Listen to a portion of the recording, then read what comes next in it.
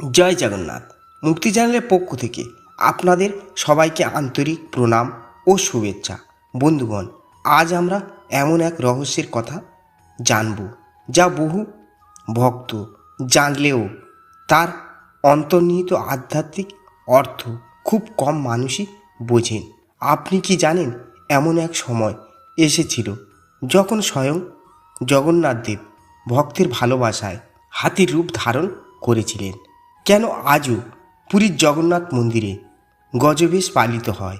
এর পেছনে কি শুধু একটি লোককাহিনী, নাকি রয়েছে গভীর শাস্ত্রীয় দর্শন? আজকের এই ভিডিওতে আমরা জানব পরম ব্রহ্মের প্রকৃত অর্থ, গজরূপ ধারণের অলৌকিক উপাখ্যান, গজেন্দ্র মোক্ষের সঙ্গে এর সম্পর্ক, গজবেশের ইতিহাস, ভক্তির শক্তি এবং এই ঘটনার আধ্যাত্মিক শিক্ষা। তাই ভিডিওটি শেষ পর্যন্ত অবশ্যই দেখবেন। পরমব্রহ্ম কে তিনি?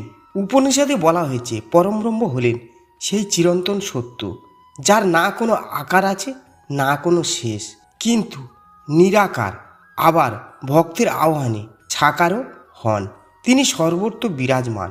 ভক্তগণ শ্রীকৃষ্ণ গীতায় বলেছেন, যে যেমনভাবে আমার শরণ গ্রহণ করে আমি তেমনভাবেই তাকে অনুগ্রহ করি।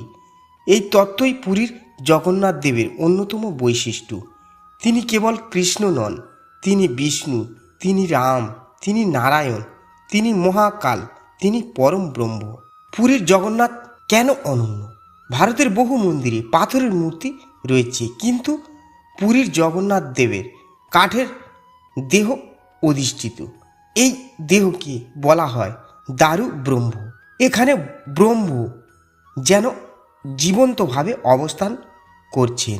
জগন্নাথ দেবের বড় বড় চোখের অর্থ, তিনি সমগ্র বিশ্ব জগৎকে সমান দৃষ্টিতে দেখেন। তার অসম্পূর্ণ হাত পা যেন জানিয়ে দেয় ঈশ্বরকে মানুষের সীমাবদ্ধ দেহ দিয়ে বিচার করা যায় না। গজরূপের অলৌকিক উপাখ্যান।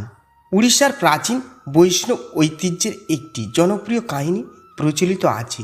এক ব্রাহ্মণ ভক্ত ছোটবেলা থেকেই হাতিকে ঈশ্বরের মহাশক্তির প্রতীক মনে করতেন।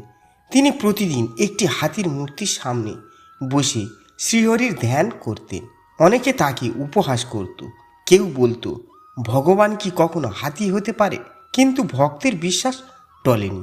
একদিন গভীর রাতে তিনি প্রার্থনা করলেন, হে প্রভু, যদি তুমি সত্যি সর্বশক্তিমান হও তবে আমাকে আমার ভাব অনুযায়ী দর্শন দাও।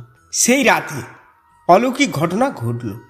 মন্দির আলোকিত হয়ে উঠল, দেবদেবীরা যেন স্তব করতে লাগলেন, আর ভক্ত দেখলেন স্বয়ং জগন্নাথ দেব এক দিব্য গজরূপে তার সামনে আবির্ভূত হয়েছেন।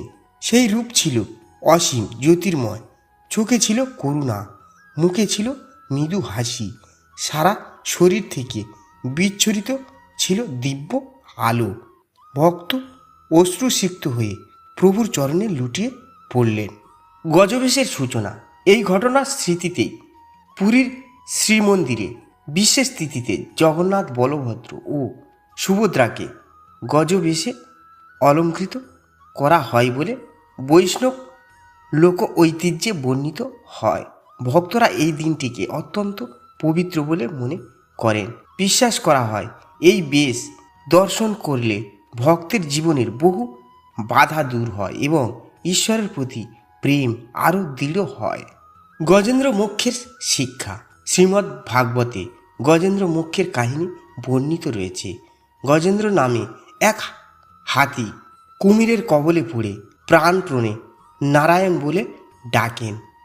তার আর্ত প্রার্থনা শুনে ভগবান বিষ্ণু গরুড়ে চড়ে এসে তাকে উদ্ধার করেন। এই কাহিনীর মূল শিক্ষা হল, ভক্ত যখন সমস্ত অহংকার ত্যাগ করে আন্তরিকভাবে ঈশ্বরকে স্মরণ করেন, তখন ঈশ্বর নিজেই তার রক্ষার দায়িত্ব নেন। হাতির আধ্যাত্মিক প্রতীক। হিন্দু দর্শনে হাতি মানে ধৈর্য, শক্তি, প্রজ্ঞা, স্মৃতিশক্তি, স্থিরতা, সহনশীলতা, রাজসিক মর্যাদা, করুণা। তাই গজরূপ কেবল বাহ্যিক রূপ নয়, এটি পরম ব্রহ্মের অসীম শক্তি ও করুণার প্রতীক। ভক্তির শক্তি। শাস্ত্র বারবার বলেছে ঈশ্বরকে যুক্তি দিয়ে নয়, ভক্তি দিয়ে পাওয়া যায়। মীরা কৃষ্ণকে পেয়েছিলেন প্রেমে, ধ্রুব পেয়েছেন তপস্যায়, প্রহ্লাদ পেয়েছেন বিশ্বাসী। আর গজরূপের এই কাহিনী শেখায় ঈশ্বর ভক্তের হৃদয়ের ভাবকেই সবচেয়ে বেশি মূল্য দেন। আধুনিক মানুষের জন্য শিক্ষা। আজ মানুষ অর্থের পিছনে ছুটেছে, কিন্তু শান্তি পাচ্ছে না, কারণ ঈশ্বরকে ভুলে গেলে বাহ্যিক সাফল্য অন্তরের শূন্যতা পূর্ণ করতে পারে না। জগন্নাথের গজরূপ আমাদের শেখায় বিনয়ী হও, অহংকার ত্যাগ করো, সব প্রাণীর মধ্যে ঈশ্বরকে দেখো, ভক্তি ও মানব সেবার পথ অনুসরণ করো। বন্ধুগণ, পরম ব্রহ্মের গজরূপের এই উপাখ্যান কেবল একটি অলৌকিক গল্প নয়, এটি ভক্তি, করুণা, বিশ্বাস এবং ঈশ্বরের সর্বব্যাপী উপস্থিতির এক গভীর শিক্ষা। পুরীর জগন্নাথ আমাদের মনে করিয়ে দেন তিনি কোনো একটি রূপে সীমাবদ্ধ নন, তিনি ভক্তের হৃদয়ের আহ্বানেরই রূপ ধারণ করেন।